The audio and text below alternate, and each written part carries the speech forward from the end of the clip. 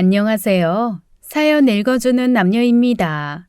오늘도 와주셔서 감사드리며 그럼 오늘의 사연 바로 소개해드리겠습니다. 안녕하세요. 저는 이제 70을 바라보는 나이인 60대 중반을 넘어선 여성이랍니다. 제 나이 30 중반쯤에 아들 둘을 남기고 남편이 세상을 떠났죠. 제 남편 누워서 침 뱉는 것 같아 말하기가 좀 뭐하긴 하지만 남편이나 아버지로서는 아무짝에도 쓸모없는 사람이었답니다. 그저 낮이나 밤이나 술에 취해 있었어요. 그리고 도박에도 손을 댔고 여자 사고를 치기도 했죠. 그런데 어느 해 봄 햇살이 따사로운 날이었어요. 저는 갑작스러운 전화 한 통을 받았답니다. 바로 남편이 대낮부터 술을 마시고 지하차도를 걷다가 사고를 당했다는 것이었어요. 급히 병원으로 달려가 보니 남편은 이미 이 세상 사람이 아니더군요. 저는 이렇게 어린 아들 둘을 데리고 세상에 남겨졌답니다. 남편이 살았을 때에도 남편이 일을 하지 않으니 생계가 늘 곤란하기는 했었어요. 그때는 그래도 시어머니가 조금씩이라도 지원을 해주셔서 간신히 굶어 죽는 일은 면할 정도였죠. 그런데 외아들인 남편이 그렇게 된 이후로 시름에 잠겨 지내시던 시어머니도 남편 뒤를 따라 세상을 뜨셨어요. 시어머니까지 돌아가시고 나니 정말 세상에 기댈 곳이 없었답니다. 저희 친정은 형제들이 많아서 저까지 손을 벌릴 만한 사정이 아니었고요. 아이들을 키우기 위해서 이제는 제가 무슨 일이든지 해야 했어요. 공사장에서 벽돌을 나르기도 하고 시골에 가서 야채를 싸게 떼어다가 길거리에서 팔아보기도 했죠. 배운 것도 변변찮은 제가 세상에서 할 수 있는 일은 이런 정도의 일이었답니다. 그러다가 우유 배달하는 사람을 모집한다는 광고를 보고 얼른 찾아갔어요. 그렇게 우유 배달 일을 몇 년 하고 있는데 지인 중 한 사람이 저더러 보험회사에 한번 나가보지 않겠냐고 넌지시 묻더군요. 보험 설계사로 일해보라는 것이었어요. 뭘 하는 일인지도 정확히 모른 채로 보험업계에 발을 들여놓았답니다. 영업을 한다는 일 결코 쉬운 일은 아니더군요. 하지만 제가 노력한 만큼 수입은 늘어났어요. 운이 없는 달에는 한 건도 계약을 못한 달도 있었지만 말이죠. 그렇게 보험업계에서 몇 년을 지내는 동안 저는 영업일을 어느 정도 터득할 수 있었고 계약자도 많이 늘어났죠. 보험회사에 나가보라고 한 지인의 도움도 컸답니다. 계약자를 소개시켜주기도 하고 이것저것 도움을 주었죠. 그리고 목돈이 필요할 때는 돈을 융통해주기도 했어요. 정말 여러 가지로 신세를 많이 졌죠. 어느새 저는 당시만 해도 보험 설계사 중에서 흔치 않은 억대 연봉자가 될 수 있었어요. 그러는 사이에 아이들도 성장했죠. 그런데 피는 못 속인다고 아이들 둘 다 너무나 먼저 떠난 남편을 닮아 있었어요. 큰아들은 술을 입에 대고 살면서 남편이 살아생전 하던 짓을 되풀이하고 있었죠. 그렇다고 둘째 아들이 좀 착실했느냐 하면 그것도 아니었어요. 되지도 않을 사업자금을 대달라고 저를 졸라대는 일이 다반사였죠. 보험 설계사로 벌어들인 돈으로 그래도 남보기에 초라하지 않은 집 한 채씩은 해주어서 출가들을 시켰어요. 시어머니가 저를 도와주셨듯이 저는 며느리들이 가엾어서 아들들이 결혼을 한 후에도 조금씩 도와주기도 했답니다. 하지만 밑빠진 독에 물붓기였어요. 그리고 이렇게 하는 것이 결코 아들들을 위해서 좋은 일이 아니라는 생각을 하게 되었죠. 그래서 어쨌든 너희들 힘으로 살아보라는 생각으로 지원을 중단했답니다. 어머님, 글쎄 시장에 가서 송편을 좀 사려고 그랬더니 깨만 잔뜩 들은 송편밖에 없더라니까요. 그래서 제가 직접 송편을 좀 쪘어요. 어머니 콩 들어간 송편 좋아하시잖아요. 어머나, 어머니 좋아하시는 건 송편보다 생선전 짭짤하게 부친 거 좋아하시잖아요. 제가 두고두고 드시라고 많이 붙여왔어요.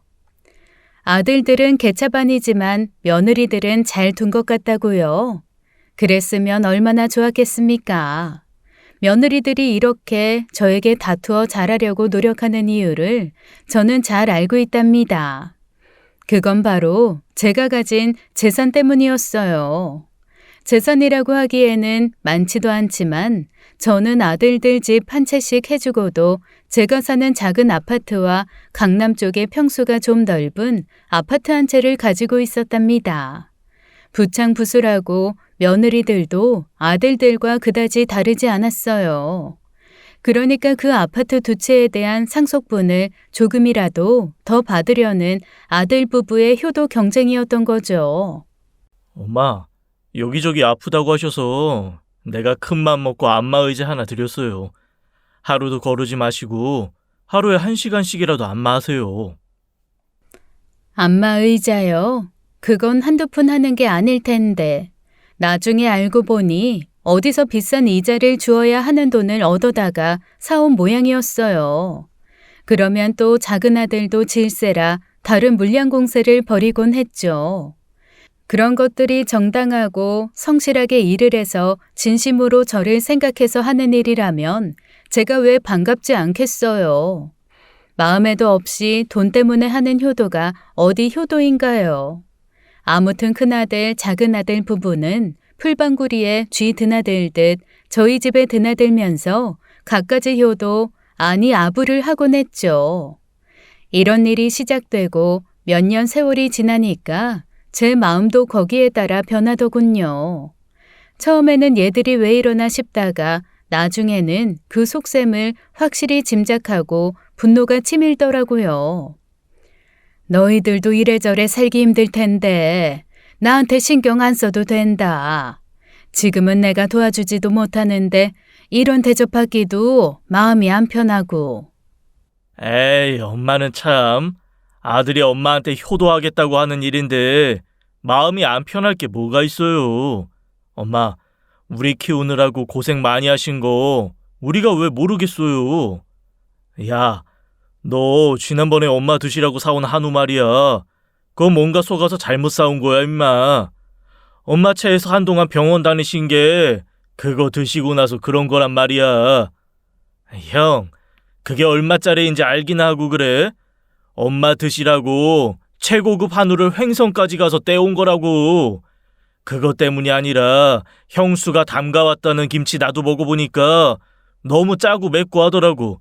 젊은 사람들도 먹기 힘들더라니까. 뭐라고? 멀쩡한 김치 가지고 왜 시비야, 시비가? 어머 서방님, 그거 어머니 드리려고 재료도 제일 비싼 것들로 사서 제 정성껏 담가서 가져다 드린 거예요. 어머니 그때 체해서 편찮으신 건 아무래도 서방님이 좀 잘못된 한우 사다 드려서 그런 게 맞는 것 같아요. 이런 일이 제 눈앞에서 벌어질 때면 어디 가서 매를 가져다가 종아리라도 치고 싶었답니다. 나 체한 건 그래서가 아니라 너희들이 마음에도 없이 효도니 뭐니 한다고 하는 짓들 때문에 속이 안 좋아서 얹힌 거다. 그러니 그만들 하고 너희들이나 잘 먹고 살궁리들해. 먹을 거 집안에 차고 넘치니 버리게 하지 말고 이제 해오지 말아라. 그리고 나 아직 얼마든지 내 한 몸 먹고 사는 거 니들한테 기대지 않아도 살 수 있는 나이야. 그리고 저 안마의자도 내가 도로 팔 생각이다. 비싼 이자 주고 얻어온 돈으로 산 거라며 팔면 돈은 돌려주마. 저는 그 돈의 출처를 잘 알고 있었어요. 우리 동네에는 오래된 재래시장이 있죠. 재래시장에는 반드시 상인들을 상대로 돈을 빌려주는 돈놀이하는 사람이 있게 마련이고요. 주로 일수돈을 빌려주죠. 일수돈이라는 것의 이자는 상상을 초월한답니다. 20만 원 빌렸으면 일주일 후에 35만 원 갚아야 하는 경우도 허다했어요. 거기다가 상인들이라면 매일 현금을 만지지만 큰아들은 그렇지 않잖아요. 그런 돈놀이를 하는 사람들이 큰아들한테 돈을 빌려준 것은 큰아들이 제 이름을 팔았기 때문이었어요. 벌써 시장 상인들을 통해서 제 귀에 그 말이 들어왔답니다. 이런 식으로 지 애미 죽기도 전에 상속받을 재산만 생각하는 아들 녀석들에게 아주 쐐기를 박아주어야겠다는 생각이 들었답니다. 그래서 어느 날 아들들과 며느리들을 다 불러앉혀 놓고 차분하게 얘기를 시작했어요. 너희들, 지금부터 내가 하는 말 잘 들어라. 내가 지금 사는 아파트하고 강남 아파트는 이미 주인이 따로 있다. 다름 아니라 요양병원에서 찾아오는 자손들도 없이 누워 계시는 노인들을 위해서 기부할 생각을 나는 몇 년 전부터 하고 있었어. 그러니 이 아파트들 때문에 너희들이 이러고 있는 거라면 생각 일찌감치 접어라. 내가 이것들을 사회로 환원하기로 생각한 건 벌써 여러 해 전이니까 내가 힘들게 번 돈인데 보람있게 써야 되지 않겠니? 제 이 말에 일대 난리가 났죠. 어머나, 어머님, 자식들이 시퍼렇게 눈을 뜨고 살아있는데 왜 힘들게 버신 돈을 남을 줘요? 지금 저희들 떠보시려고 하시는 말씀이죠? 내가 왜 따순밥 먹고 쉰소리를 해? 너희들 나한테 돈 맡겨놨냐? 엄마, 재수 씨 말이 맞아요. 자식들이 있는데 왜 알지도 못하는 사람들한테 엄마 재산을 다 넘긴다는 거예요. 엄마가 이러시면 저희들한테도 다 생각이 있어요. 뭐야? 생각이 있어?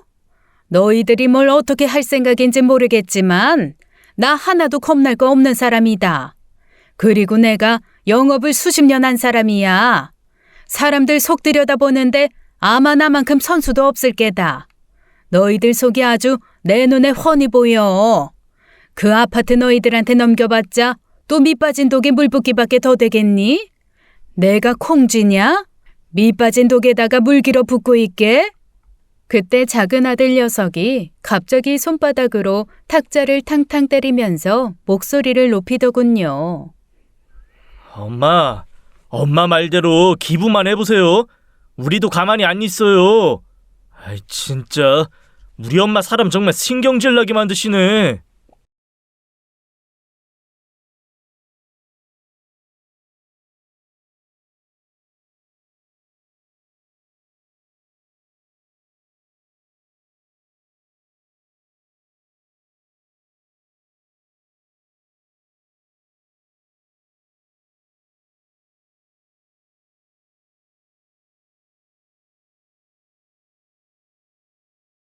야, 임마. 내가 맏아들이니 제사를 지내도 내가 지내야 하는 거 아니냐? 내가 더 큰 상속을 주장할 권리가 있지, 안 그래? 그리고 너희 집엔 딸만 둘이잖아. 우리 아들이 그 제사 물려받아 지낼 아이라고. 그깟 제사 가지고 요즘 세상에 누가 권리를 주장해? 형, 그런 생각은 하지도 마시오. 옛날 사람처럼 딸 아들 구별을 왜 또 해? 지금까지 술 사고에 여자 사고에 엄마 속 더 썩인 사람이 누구요? 그러는 너는 임마 사업한답시고 맨날 노인네한테 돈 내놓으라고 목을 맨 놈 아니냐? 그것도 될 사업을 가지고 사업 자금을 대라고 해야 말이지. 한두 번은 엄마가 도와줬었지. 그걸 보기 좋게 날려먹은 놈이 바로 너야. 그리고 나서도 어마어마한 사업을 벌인답시고 돈 내놓으라고 하면 구두쇠 노인네가 내놓을 리가 없지. 네가 그런 식으로 매일 돈 타령하니까 노인네가 아주 지겨워서 사회에 환원한다고 하는 거라고. 다 네 탓이야, 임마. 지금 누구 탓을 하는 게 중요한 일이 아니에요. 어떻게 해야 어머니 마음 돌릴 수 있느냐가 중요한 일 아닌가요? 우리끼리 싸워봤자 아무 소용없는 일이라고요. 대책을 세우자고요, 대책을. 지부는 그 다음에 의논해도 늦지 않아요. 숨죽인 낮은 목소리지만 이런 소리를 들을 수 있었답니다. 아이들이 제 재산을 두고 전전긍긍하는 소리였어요. 이런 걸 보고 떡 줄 사람은 생각도 않는데 김칫국 먼저 마신다고 하는 거겠죠. 사실 이날 아이들한테 얘기할 게 하나 더 있었답니다. 그렇지만 아이들이 하도 돈 문제를 가지고 눈을 부릅뜨기에 이 얘기는 나중에 해야겠다고 생각하고 일단 입을 닫았죠. 제 나이 60대 중반, 많으면 많다고 할 수 있는 나이기도 하고 또 100세 시대라는 요즘 세상에 아프지만 않으면 아직 반 조금 넘게 산 나이기도 하죠. 그런 저한테 정말 예기치 못한 일이 생긴 것이었어요. 다름이 아니라 저한테 남자친구가 생겼답니다. 보험회사에 다닐 때부터 저는 교회에 신앙을 가지고 있었는데 그 교회에 다니던 사람과 가까운 사이가 된 것이었어요. 나이도 제 또래였답니다. 젊은 아이들보다도 더 어렵게 말을 꺼내더군요. 저도 그 사람이 싫지 않았어요. 검소하고 소박하게 사는 사람이었거든요. 다른 사람을 먼저 배려할 줄 아는 사람이었고요. 프로포즈를 받던 날 저는 마치 20대로 돌아간 것 같았죠. 제 얼굴도 그 사람의 얼굴도 발그레하게 변하고 있었어요.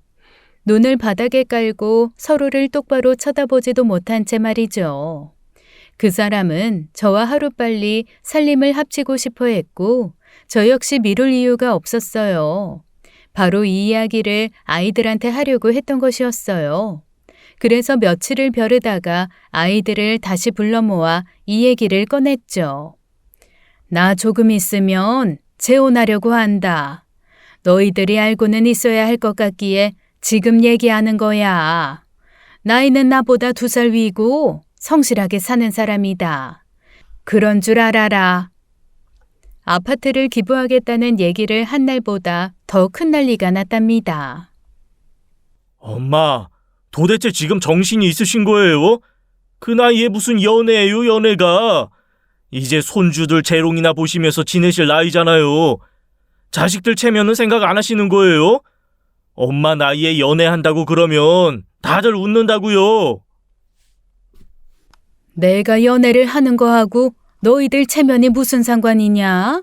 내가 어린 것들 다 버리고 내 팔자 고치겠다는 것도 아니고 아들 2 키워서 집 마련에 출가까지 시킨 처지에 재혼한다고 흉이 될 게 뭐가 있어? 어머니, 현실을 좀 바로 보세요. 그분이 어머니보다 2살 많다고 하셨죠? 그분이나 어머니나 70이 가까운 분들이세요. 장례식 치러줄 사람 없어서 결혼하시는 거예요? 장성한 자식이 2이나 있어요, 어머니. 저희가 창피해서 어떻게 살아요? 작은 며느리가 이런 식으로 거의 막말을 했어요. 그리고 큰 며느리가 바로 본론으로 들어가더군요. 어머니, 동서가 현실을 바로 보시라는 게 다른 의미도 있다는 걸 아셔야죠. 그분이 그 나이에 굳이 어머니한테 접근한 이유가 뭐라고 생각하세요? 바로 돈 보고 그러는 거라고요. 어머니한테 재산 때문에 일부러 그러는 게 눈에 안 보이세요? 오냐, 내가 너희들 입에서 그런 말 나올 줄 알았다. 그 사람 그런 사람 아니다. 그리고 나 지금 너희들한테 허락받겠다고 한 얘기도 절대로 아니야. 내가 왜 내 사생활에 속하는 문제를 너희들한테 허락을 받느냐 말이다. 다만 가족으로서 얘기는 해야겠기에 그저 이야기 해주는 거야. 너희들이 가타부타 할 문제가 아니다. 엄마, 이제 사기꾼도 구별을 못하세요? 엄마 설마 벌써 치매에 걸리신 거 아니죠? 보나마나 사기꾼 냄새가 풀풀 진동하잖아요. 큰아들 역시 엄마 침에 운운해 가면서 막말을 해대는 것이었어요. 정말로 아이들이 괘씸하더군요. 너희들이 돈에 눈이 뒤집혀 있으니까 다른 사람도 다 그렇게 보이니? 세상엔 좋은 사람이 더 많은 법이야. 다 니들처럼 일할 생각 안 하고 부모 재산이나 탐내는 그런 사람들만 사는 세상이 아니야. 눈 크게 뜨고 세상을 좀 긍정적으로 보는 게 필요할 것 같구나. 아무튼 나는 내가 할 얘기 다 했다. 이 일에 대해서 더 이상 너희들 입에서 나오는 얘기는 듣지 않을 테니까 더 이상 왈가왈부하지 말아라. 엄마, 형이나 형수 말대로 사기꾼일 가능성 거의 100%예요. 그 사람이 엄마 눈을 흐리게 해서 엄마가 벌어놓으신 재산 먹어치우려는 심산이라니까요. 누가 보더라도 스토리 뻔하잖아요. 그걸 왜 그렇게 구별을 못하시는 거예요? 거참, 너희들이 더 이상하구나. 내가 분명히 아파트들은 요양병원에 기부하겠다고 말하지 않았니? 너희들 재산도 아닌데 왜 그렇게 신경을 곤두세우고들 그러는 거냐? 그 요양병원에서 우리 주기로 한 돈 아닙니까? 하면 모를까? 너희들이 무슨 권리로 내 재산에 대해서 이러쿵저러쿵이야. 어머니, 저희가 어머니 생각해서 드리는 말씀이에요. 그 사귄다는 분이 어머니가 요양병원에 기부한다는 걸 받아들일 줄 아세요? 제 생각엔 절대 아니에요. 그분한텐 기부 얘기 하신 거예요? 안 하신 거예요? 아직은 안 했다만 곧 할 생각이다. 그 사람도 불우한 이웃 돕는데 관심이 많은 사람이니 찬성해 줄 거라고 믿어 의심치 않고 있어. 내가 어디다 어떻게 쓰건 그야말로 사기를 당하건 도둑을 맞건 그것도 다 내가 알아서 할 문제다. 사기 당하고 나서 너희들한테 그 돈 물어내라거나 뒤처리 해달라고 얘기 안 할 테니까 너희들은 상관 말아라. 도둑이건 사기꾼이건 어쨌든 내가 좋아하고 결혼하고 싶어서 만나는 사람이야. 도대체 자식들 멀쩡하게 두고 그 기부 이야기는 언제까지 하실 생각이세요? 말 나온 김에 그 얘기도 좀 해요. 우리 엄마 자식들이에요, 자식들. 자식이든 부모든 내가 벌어놓은 내 재산 내가 알아서 쓰겠다는데 웬 참견들이 이렇게들 많어?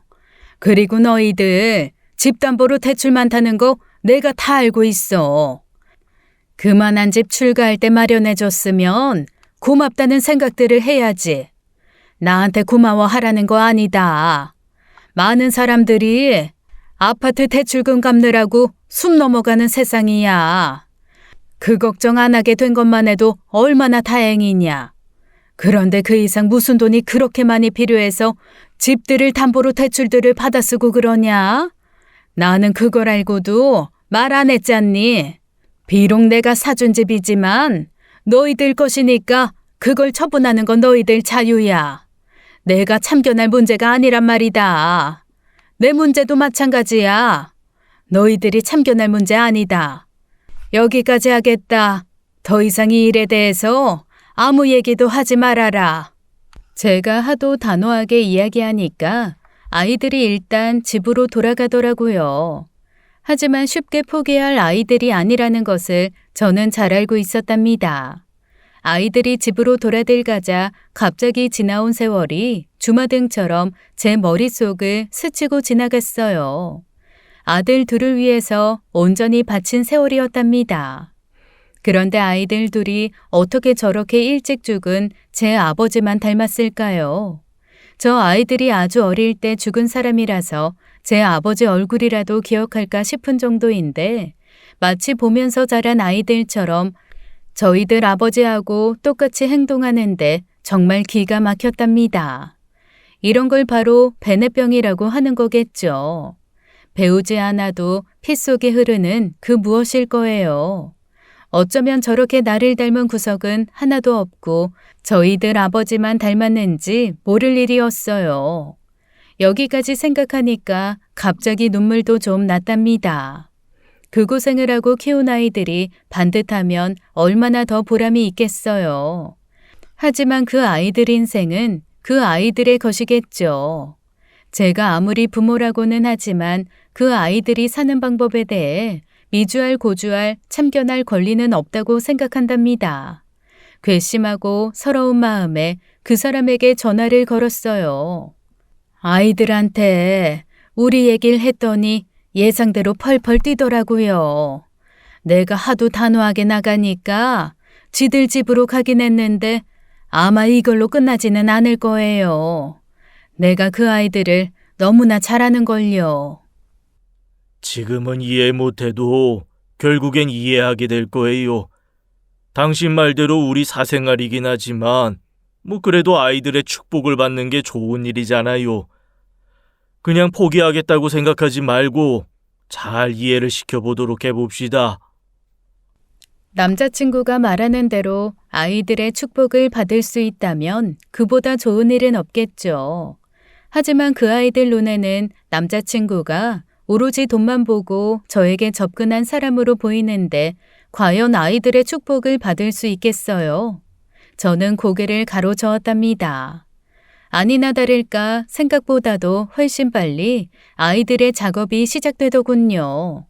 그 사람을 아이들한테 정식으로 소개시키기도 전에 벌써 큰아들이 왔어요. 엄마, 내가 교회에 가서 말이죠. 그 양반하고 다른 여자 신도인지 누군지 하고 다정하게 같이 있는 것도 봤어요. 책 한 권을 사이에 두고 거의 머리가 맞닿겠더라니까요. 제가 보기엔 틀림없이 양다리예요. 제가 몰래 사진도 찍어왔어요. 보세요. 그 사람 성가대 부대장이고 여자분은 성가대장이야. 너희들은 남녀가 마주 앉아 있으면 무조건 바람이고 양다리로 보이니? 그 사람 욕을 할 게 아니라 큰애 너나 정신 차려라. 너 네 아버지 닮아서 술 마시고 여자 사고까지 치는 애 아니냐. 그런 상황에서 며느리가 그 꼴 보겠니? 나 같아도 그 꼴 못 본다. 남의 걱정하지 말고 네 걱정이나 해. 지금 애까지 있는 와중에 며느리 더 못 참고 나가버리면 어떡할 참이냐. 엄마, 말씀 잘하셨어요. 저희 애까지 있는 사람들이에요. 동생도 마찬가지고요. 앞으로 돈 들어갈 일이 쌓이고 쌓인 상태라고요. 그런데 우리한테 돌아올 재산을 엄마가 지금 요양병원으로 날리느냐, 아니면 그 돈 보고 엄마한테 접근한 사람한테 날리느냐, 그런 상황에 와 계신 거라고요. 돈 들어갈 일이 쌓이고 쌓였으면 성실하게 일을 해서 벌어. 그 사람이 돈 보고 나한테 접근했다는 증거라도 있니? 그리고 요양병원에 돈을 날리다니. 그 표현은 또 뭐냐? 자손들 보살핌도 받지 못하고 움직이지도 못하는 채로 온갖 고생 다 하시는 어르신들이 계신 곳이야. 그분들한테도 다 자식들이 있을 게야. 아마도 너희들처럼 싸가지 없이 부모가 잘할 때만 새새거리고 아파 누워버리니 돌아보지도 않는 것일 수도 있겠지. 그런 사람들을 돕겠다는 것이다. 그리고 그 양반 절대 그럴 양반 아니니 내 걱정 안 해줘도 돼. 그러고는 일방적으로 대화를 끊고 외출을 해버렸어요. 그렇지만 아이들의 그 사람에 대한 모함은 이후에도 끊임없이 계속되더라고요. 무슨 마음을 먹었는지 내 아이들이 다시 저희 집으로 쳐들어오다시피 왔더라고요. 엄마, 알아봤더니 그 사람 이혼한 사람이더라고요. 이혼한 이유도 그 사람이 바람 피워서 그렇게 된 거래요. 거기다가 가정폭력까지 행사한 사람이라는 말이 있어요. 이래도 엄마 그 사람 포기 못 하시겠어요? 맞아요. 저도 시장 사람들이 궁시렁대는 소리 들었다니까요. 글쎄 그 나이에 연애를 한다는 것 자체가 말이 안 된다니까요. 황혼 연애니 뭐니 말들은 좋게 하는데 불가능한 일이잖아요. 그러니 무리가 따를 수밖에 없죠. 정상적인 관계가 될 수 없다니까요. 너희들이 아주 나를 이미 무덤 속으로 들어간 사람으로 착각하고 사는 모양이로구나. 나 아직도 팔팔하다. 그리고 뭐든지 시작하기에 늦은 나이는 없는 법이야. 거기다가 사람 머릿속에 들어가는 재주는 너희들보다 훨씬 더 좋지. 너희들 머릿속에도 내가 들어앉아 있는데 다니기에 무겁지는 않니? 시장 사람들에게 그 사람에 대한 안 좋은 얘기를 퍼뜨린 사람이 아들들이라는 것을 저는 이미 알고 있었답니다. 시장 사람들과 저는 아이들이 어릴 때부터 수십 년 정을 이어온 사람들이었어요. 우유 배달도 하기 전에 배고른 아이들을 위해서 구석에서 야채 장사하는 저를 이래저래 도와준 사람들이기도 했죠. 그런 사람들과 저와의 정이라는 것도 아들들한테는 별거 아닌 걸로 느껴지는 모양이더라고요. 그 사람들에게 제 남자친구 이야기를 날조해서 퍼뜨리고 있다는 것을 시장 사람들이 다 제게 이야기해 줬는데 말이에요. 이것뿐만이 아니었어요.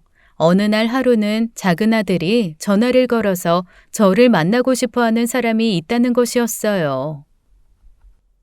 엄마, 이분은 꼭 만나봐야 할 사람이라니까요. 엄마가 교회에서 그분 만나기 전에 이야기를 잘 아는 분이라고요. 얼른 나오세요. 작은 아들이 하도 보채길래 저도 나오라는 장소로 나가보았죠. 제 나이쯤 되는 여자분이 나와 있더라고요. 한눈에도 고생에 찌들어 있다는 것을 알 수 있었고요. 저 남창희 씨 전 아내 되는 사람입니다. 아드님들이 와서 어머니가 위험에 처해 계시다고 해서 제가 굳이 이렇게 따라왔어요. 전 부인 되신다고요? 그럴 리가요. 제가 알기로는 절대 아닌데.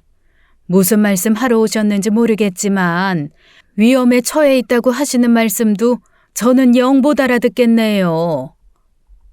저희가 그 양반 바람 피워서 이혼했고 가정폭력 이력도 있다는 거 말씀드렸었죠? 이분만큼 그 사정을 잘 아시는 분이 어디 있겠어요.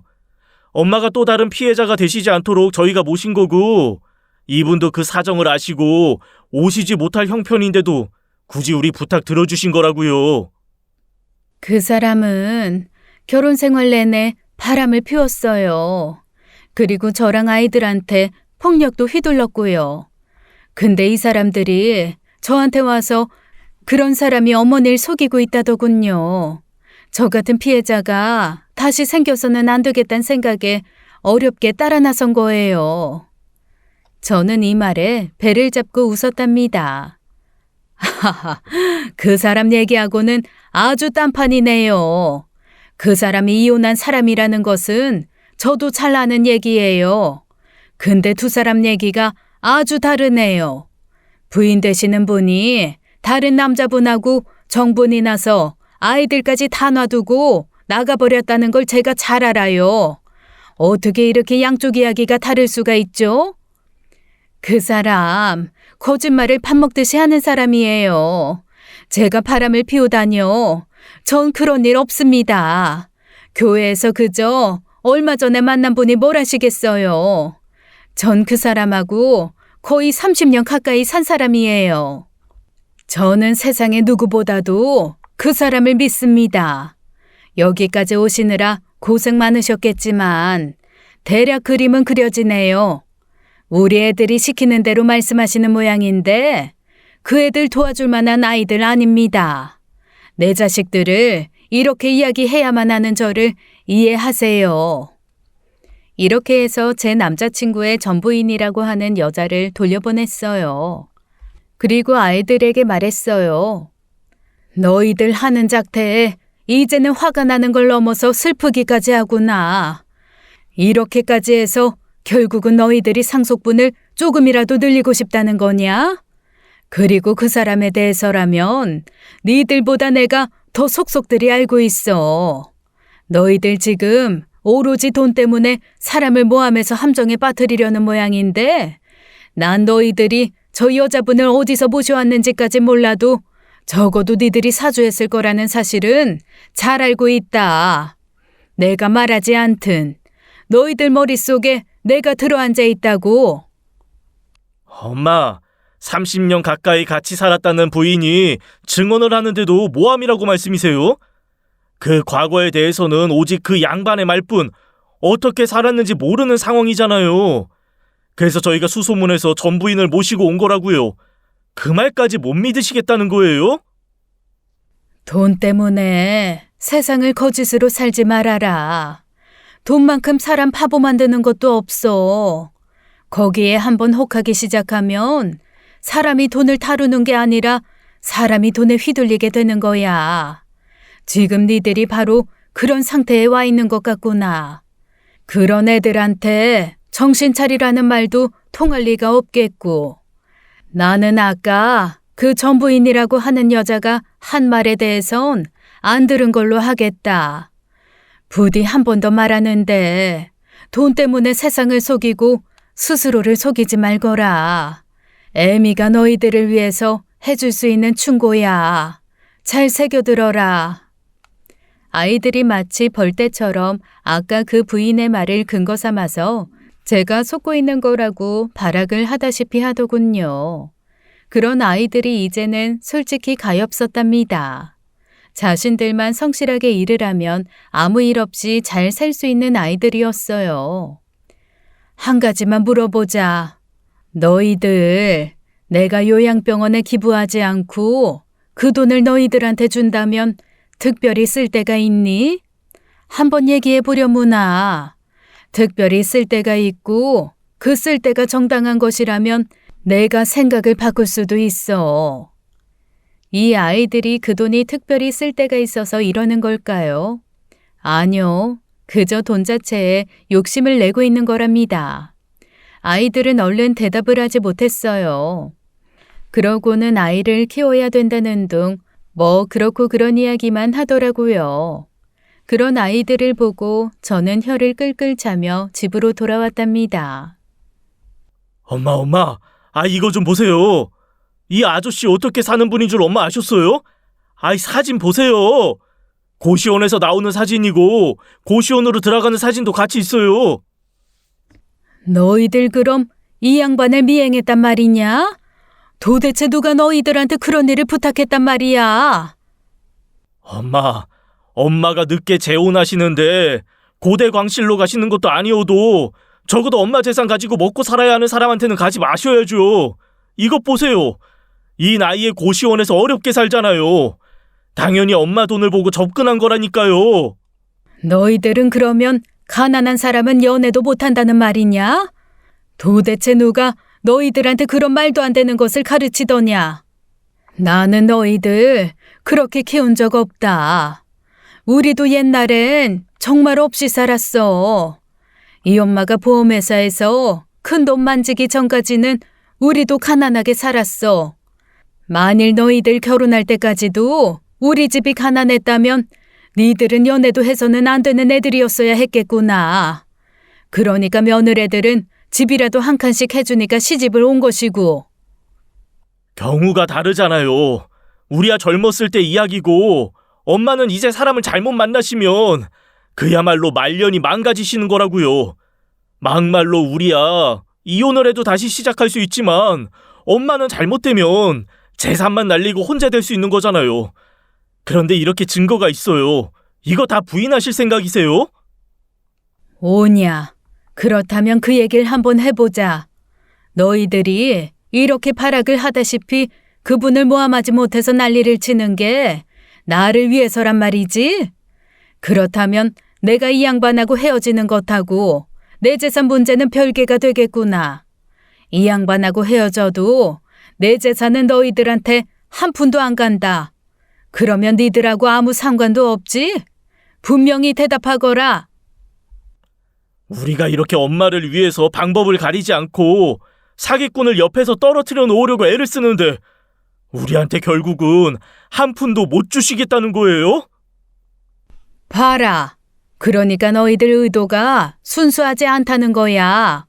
바꿔 말해서 내가 만일 너희들한테 재산 상속해주기로 했다면 니들은 이 사람이 사기꾼이건 도둑놈이건 신경을 안 썼을 거다. 내 말이 틀리니? 이런 저의 논리정연한 말에 큰아들이 잠시 꿀먹은 벙어리가 되더라고요. 아이들이 고시원 운운하며 남자친구에 대해 또 안 좋은 이야기를 꺼냈지만 저는 눈도 하나 꿈쩍하지 않았답니다. 내가 보험회사 다니면서 억대 연봉자가 되고 나서 나는 독거노인들과 미혼모 같은 사람들 도우면서 살아왔다. 그러면서도 너희들 남 부럽지 않게 출가시켰어. 엄마, 그러니까 지금까지 아무리 엄마가 버신 돈이라고 하지만 저희들 몰래 다른 데다 줘왔다는 말이 되잖아요. 자식들한테 한 푼이라도 더 주실 생각은 못하고 왜 엉뚱한 데다 돈을 쓰시는 거예요? 우리요, 엄연히 엄마 자식인 만큼 엄마 재산에 대해서 당연한 권리가 있어요. 작은 아들이 발을 동동 구르다시피 하면서 저에게 대들더군요. 며느리들도 작은 아들의 말에 한숨을 쉬면서 저에게 왜 그러셨느냐고 반문하는 것이었어요. 얘들은 어디서 이렇게 지들하고 똑같은 마누라들을 만났는지 알다가도 모를 일이에요. 그것도 참 쉽지 않은 일일 텐데 말이죠. 하긴 착한 며느리가 들어와서 아들들 때문에 속 썩고 사는 것을 보는 것보다야 어쩌면 더 나은 일인지도 모르겠다는 생각이 들더라고요. 나나 그 양반이나 이 사회에서 살았으면 가진 걸 사회에 돌려주는 걸 당연한 일이라고 생각한다. 나는 그 양반을 사랑하고 그 양반도 날 사랑하고 있어. 우리는 이미 나머지 세월을 같이 늙기로 약속을 했다. 고시원이 아니라 길에서 구걸하는 사람일지라도 그 신뢰는 깰 수 없는 거야. 저는 이렇게 단호하게 선포를 해버렸죠. 그런데 며칠이 지나지도 않아 아이들이 흥신소를 붙였는지 지들이 스스로 했는지 모르겠지만 우리를 따라다닌다는 것을 알게 되었어요. 왜냐하면 남자친구와 함께 요양원에 기부하기로 한 아파트에 갔었다는 것을 아이들이 알고 있었기 때문이죠. 그러니까 이 아이들은 결코 제 재산에 대한 생각을 포기한 적이 없고 그 일에 걸림돌이 되는 제 남자친구를 어떻게든 치워버리기로 작정한 것이었어요. 아파트에 같이 갔다는 것은 결국 그 아파트에 대한 그 사람의 권리를 일부라도 인정한 것이 아니냐며 아이들이 방방 뜨더군요. 저는 아이들의 이런 태도에 그냥 콧방귀를 날려주고 말았답니다. 그러고 나서도 아이들은 끊임없이 그 사람의 사진을 저한테 가져다 날랐어요. 어머니, 보세요. 구청 동사무소 등기소 이런 데를 이분이 왔다 갔다 하는 사진이잖아요. 이건 분명히 이분이 그 집에 대해서 뭔가 하려고 하시는 게 되죠. 이래도 모른 척 하시겠다는 거예요? 자식들이 이렇게 한 목소리를 내는데도요? 작은 며느리는 눈물까지 보이면서 제게 섭섭함을 호소하더군요. 아무튼 형네하고 우리하고 의논해서 결정한 것은요. 엄마가 그분하고 헤어지지 않는 한 부모 자식 간의 연을 끊고 손주도 못 만나시게 할 거예요. 그렇게 아세요. 부모 자식 간의 핏줄이 그렇게 간단하게 끊어지는 건 줄 아니? 그리고 그렇게도 연을 끊고 싶다면 니들 마음대로 하려무나. 다 큰 자식들에게 내가 이래라 저래라 해봤자 내 말이 먹힐 리도 없고 말이다. 연을 끊자고 하면 제가 자신들의 말을 들을 거라고 생각한 아이들은 이제 거의 이성을 잃은 것 같았어요. 서류를 들고 등기소까지 왔다 갔다 하는 것이 찍힌 이상 우리는 엄마가 속았다는데 이견이 없어요. 그러니까 엄마는 이제 선택을 하셔야 해요. 그 사람이냐 우리들이냐 양자 태결하세요. 이번에 마지막으로 기회를 드리는 거예요. 신중하게 결정하세요. 뭐? 나한테 기회를 주는 거라고? 아이고, 무섭기도 하구나. 굳이 내가 양자택일을 해야 한다면 난 그 사람을 선택할 거야. 됐니? 나쁜 생각을 가지고 의심을 하기 시작하면 상대방이 아무리 진실해도 나쁘게 보이는 법이다. 제발 세상을 긍정적으로 넓게 보고 사람 보는 눈을 좀 키우거라. 자식들과 저는 일생에서 최고로 큰 말다툼을 하게 되었죠. 그리고 그 와중에 저는 한마디 더 아이들에게 쐐기를 박는 말을 해주었어요. 너희들이 그 사람 전부인이라고 데려온 사람이 그 사람하고는 아무 상관도 없는 사람이라는 걸 내가 너무나 잘 알아. 무슨 말인지 알겠니? 내가 그 사람 전부인까지도 알고 있다는 말이다. 아니 알고 있는 것 정도가 아니라 여러 번 만나봤지. 그렇다면 니들이 데려온 전부인이라는 사람은 너희들이 어떻게든 일을 꾸며서 거짓말을 시키려고 데려온 것이겠지. 앞으로 한 번만 더 그런 연극을 꾸미면 너희들이 날 끊어내는 게 아니라 내가 너희들을 끊어내고 연락을 끊겠다. 그런 줄 알아. 이건 정말이었답니다.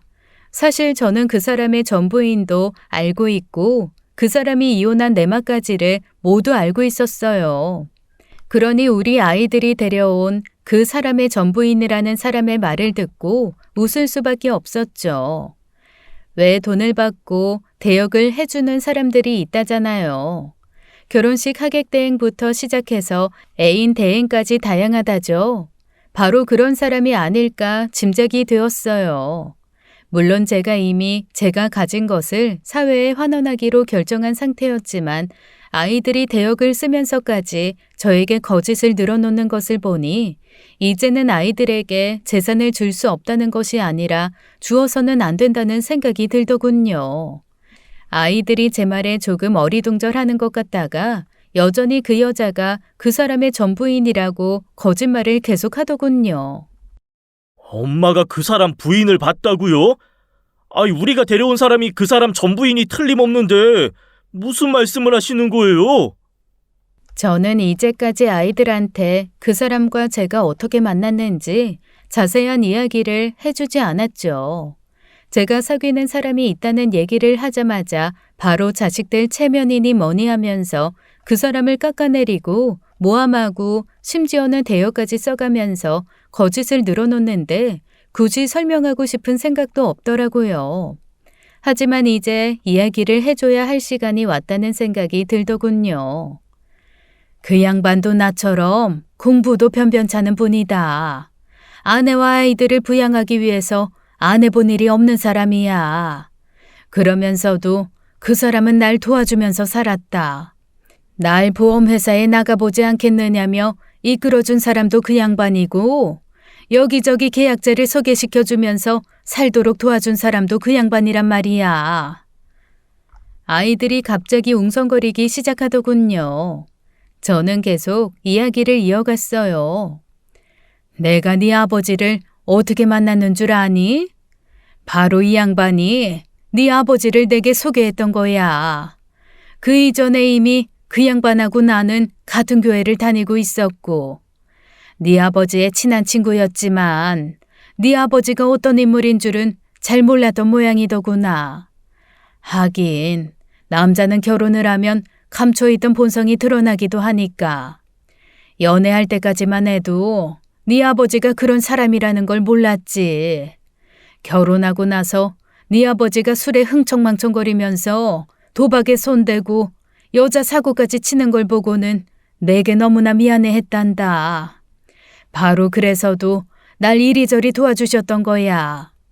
그분의 도움이 없었다면 나는 처음 하는 보험일이 너무나 어려웠을 거고 너희들 그만큼 힘들게 살아야 했을 거야. 당연히 이 양반의 부인도 잘 알고 있고 안면도 많지. 그런데 뭐라고? 어디서 듣도 보도 못한 여자를 데리고 와서 이혼한 전처라고? 이혼한 건 맞지만 이 양반 전처가 늦바람이 나서 결국은 헤어질 수밖에 없었던 거야. 날 붙잡고 하소연을 얼마나 많이 했는지. 그리고 내가 그 부인을 설득하기 위해서 얼마나 노력했는지 너희들이 그 과정을 모르는 게 당연하겠지. 아이들의 웅성거리는 소리가 더욱 커지더군요. 그렇게 전처에게 크게 상처를 받고 이혼한 남자친구를 위로하고 마음으로나마 따스하게 대해주면서 우리 사이에 어느새 애정이 싹트게 되었어요. 쉬운 과정은 아니었어요. 저 역시 남자에게 크게 대어본 사람이었고 그 사람도 그랬죠. 그래서 서로에게 망설이는 과정도 겪었답니다. 처음에는 그저 편하게 지금까지보다는 좀 더 친한 친구로 시작하자 했어요. 그래서 불편하지 않으면 서로 사귀는 사이가 되고 그것도 불편하지 않으면 남은 세월을 함께하자고 이야기가 되었던 거죠. 오랜 세월 남자친구의 도움을 받으면서 저는 그 성격을 잘 알고 있었답니다. 말할 수 없이 자상하고 배려가 넘치는 사람이었어요. 그리고 안 해본 일이 없이 사회를 겪으면서 이 사회에는 도움의 손길을 필요로 하는 사람이 많다는 걸 깨달은 사람이었죠. 바로 제가 생각하고 있는 것처럼요. 그리고 생활도 아주 검소하게 하는 사람이었어요. 고시원에서 먹고 자며 사업을 했답니다. 무슨 사업을 했냐고요? 그때 작은 아들이 흥신소에서 알아낸 정보를 들고 얼굴이 하얘져서 뛰어들어왔답니다. 고시원이 그 건물 자체가 다 그 아저씨 소유래요, 형수님. 큰아들 부부와 작은 며느리가 당연히 크게 놀랐죠. 그럴 리가요, 서방님. 흥신소에서 뭔가 잘못 알아낸 거 아니에요? 아니에요, 형수님. 그 아저씨가 하도 고시원에서 남루하다시피 사니까 재산 상태에 대한 조사는 일찍 할 생각을 못한 것 같아요. 그런데 갈수록 이상해서 조사해 보았더니 그 건물이 다 그 아저씨 소유라는 걸 알게 되었다는 거예요. 그 양반이 하는 사업이 바로 그 고시원 사업이다. 가게 몇 개를 빼고는 거의 다 고시원으로 가득 찬 건물 두 채를 모두 운영하고 계셔. 고시원 사업을 하니 자신도 고시원에서 먹고 살아야 한다고 생각하는 거야. 임대료도 저렴하고 시설도 좋다고 소문이 나서 많은 사람들이 입주하고 싶어하는 고시원이다. 고시원에 살러 들어오는 사람들 모두가 형편이 어려운 사람들이야. 그런 사람들한테 어떻게든지 좋은 환경을 비싸지 않게 제공하려고 많이 노력하고 있는 분이시다. 다른 부동산도 있지만 대부분 고시원 사업에 투자하면서 주거가 불안정한 사람들을 돕고 있는 분이야. 내가 독거노인과 혼자 아이 키우는 미혼모들을 돕는다면 이 양반은 바로 주거 불안정한 사람들을 돕는데 힘쓰는 분이란 말이다. 저는 정말이지 제 재산에 밖에 관심이 없는 우리 아이들에게서 절망 비슷한 것을 보았답니다. 그래서도 살아생전에 기부를 하려고 제 남자친구에게 필요한 뒷일을 다 부탁했던 것이었어요. 요양원과 미혼모 시설과 접촉하는 일부터 필요한 서류를 준비하고 처리하는 것까지 모두 남자친구가 알아서 해주었죠. 그걸 아이들이 흥신소를 붙여서 다 보았던 것이었어요. 먼 눈에는 뭐만 보인다고 아이들 눈에는 그게 저를 속여서 제 재산을 어떻게 해보려는 걸로 비친 것이었어요. 그러다가 결국은 저희들이 붙인 흥신소를 통해 고시원 건물이 남자친구의 소유라는 것까지 알아냈던 것이었죠. 남자친구도 역시 자신이 가진 재산을 생전에 기부할 수 있는 것과 사후에 환원할 수 있는 걸로 나누어서 저와 이미 의논이 끝난 상태였어요. 사실 제가 살고 있는 이 아파트도 처분해서 기부하기로 결정을 한 상태였답니다. 그리고 우리 두 사람은 고시원 중에서 조금 평수가 넓은 곳에서 잠만 자고 밥은 고시원 식구들이 먹는 것과 같이 먹고 살 생각이었어요. 어머, 저희는 그런 걸 당연히 몰랐죠. 어머니를 속여서 재산이나 뺏자는 사람이라고 생각한 건 다 어머니를 위해서였어요. 어머나, 아버님 되실 분이 그렇게 훌륭하신 분인 건 저희는 정말 몰랐어요. 지금까지 온갖 모함에 대여까지 등장시켜 저와 갈라놓으려고 했던 아이들이 이제는 안면을 바꿔서 그 사람을 아버님 되실 분이라고 부르니 제 속이 더욱 안 좋아지더군요. 그럼요. 다 엄마를 위해서였죠. 우리가 엄마하고 이 새아버지, 아니 아버지를 앞으로 잘 모셔야죠. 그런데 기부를 하시는 것도 좋은 일이지만 저희도 어머니, 아버지, 자식들이잖아요. 상속에서 완전히 제외시키는 건 좀 그렇잖아요, 엄마. 전에도 말씀드렸지만 요즘은 애들 키우는데 돈이 얼마나 많이 드는지 몰라요. 엄마, 아버지가 좀 도와주셔야죠. 더구나 아버지 재산이 그렇게 많다고 하니까요. 저희한테 물려주시고도 뭐 기부 충분히 많이 하실 수 있잖아요. 재산이 많다는 걸 아니까 이제 와서 아버지냐? 너희들이 조금 전까지만 해도 이 양반을 죽일 놈 취급하지 않았니? 이제 와서 아버지라니 내가 생각해도 아주 간지러워 못 견디겠구나. 저도 애밀합니다. 왜 아이들에게 죽으면서 남은 재산의 일부든 전부든 나누어 줄 생각을 하지 않았겠어요. 큰 아파트는 기증을 하더라도 작은 아파트라도 팔아서 나누어 줄 생각을 처음엔 했었죠. 그런데 남자친구를 사귄다는 걸 이야기하자 이성을 잃고 그 사람을 제게서 떼어내려 하는 행동에서 정말 실망을 넘어 절망이 느껴지더군요. 그래서 아이들이 일찌감치 포기하게 하려고 지금 살지 않는 곳부터 미리 기부하기로 하고 자식들에게 상속을 하지 않을 것이라고 결심했던 거예요. 황혼연애라는 것이 할 만한 것이기도 하네요. 새아버지 되실 분이 그렇게 마음이 좋으신 분이라니 저희들도 좋아요. 마음이 좋으면 너희들한테 그분 재산이 하나라도 돌아갈성 싶으냐? 일찌감치 포기하거라. 그런 마음을 그분이 갖기도 했지만 내가 포기하게 만들었어. 어려운 가운데서도 너희들 배 안 골리려고 노력했고 너희들이 공부에 뜻이 없어서 그렇지 이름 없는 대학이라도 보냈다.